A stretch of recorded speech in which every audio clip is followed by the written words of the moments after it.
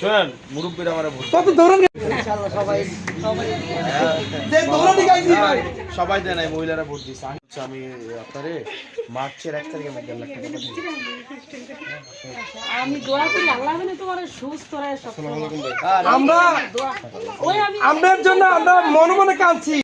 ওইখানে 2 নং ওয়ার্ডে আমি ক্যান্ডিডেট ছিলাম, আমরার জন্য বহুত কাঁদছি। আমার পুত্র মরা 3-4 দিন পরে হাসপাতালে আমার কাছে এসে হাসপাতাল তুললেই আমার 26। আপনারা থাকলে সব গুন্ডার এক লোক হইছিল না আমার বিরুদ্ধে। আপনি বিরুদ্ধে হইছে, আমরা তো গর্বের পুরো টাক করছি। সারাদিন এক ওয়াটটা এমন কোনো গন্ধ যে আমি গেছি না। আল্লাহ তাআলা সহায়তা করে একজন ভাই